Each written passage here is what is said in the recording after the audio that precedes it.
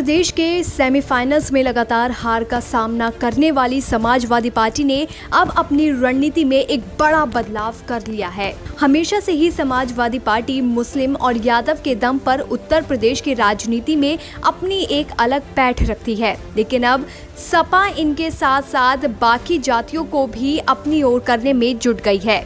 अखिलेश यादव की इस रणनीति को देखकर इतना तो साफ है कि आने वाले विधानसभा चुनाव में अब पार्टियों की रणनीति सभी धर्म व जातियों को एक साथ लेकर चलने की होने वाली है। भारतीय जनता पार्टी तो पहले से ही इसी राह पर चल रही है और अब समाजवादी पार्टी भी इसी नक्शे कदम पर चलने की तैयारी में है। आपको याद होगा कि इससे पहले AIMIM के अध्यक्ष असदुद्दीन ओवैसी ने भी कुछ ऐसा ही कहा था। दरअसल ओवैसी ने कहा था कि अब यूपी की सियासत सिर्फ मुस्लिम यादव फैक्टर के इर्द गिर्द नहीं घूमेगी, सबकी भागीदारी जरूरी होगी।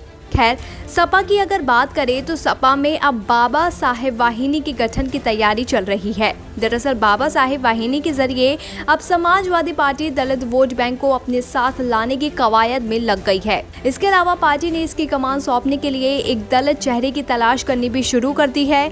आपको बता दें कि पार्टी को एक ऐसे चेहरे की तलाश है जो युवा चेहरा हो और जो न केवल पढ़ा लिखा हो बल्कि जिसे लेकर कोई भी विवाद ना हो।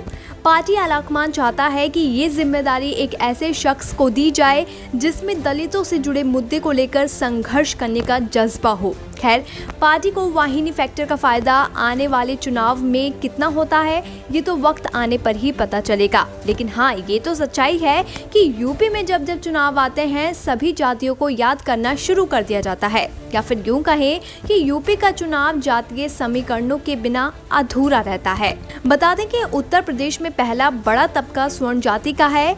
ये यहाँ की कुल आबादी का 30% है। इसके बाद सबसे बड़ा समूह पिछड़ा वर्ग का है जो कुल आबादी का 28% के करीब है। इस समूह में जाट, यादव, कुर्मी प्रमुख हैं। यूपी की आबादी का 9% वोट यादव है, जिसकी वजह से यादव सबसे बड़ी पिछड़े जाति वर्ग की जाति मानी जाती है और उनकी एक ही पार्टी है सपा यानी समाजवादी पार्टी।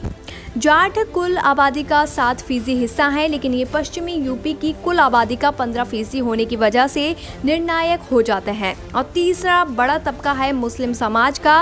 ये भारत के मुसलमानों का सबसे बड़ा तबका है जो खुद यूपी की 20 करोड़ की आबादी का 18% है। मुस्लिमों का सबसे ज्यादा प्रभाव पश्चिम व पूर्वी हिस्सों में देखने को मिलता है। शायद यही वजह है कि यूपी की सियासत जाति और धर्म के आधार पर बटी हुई राजनीति कहलाई जाती है।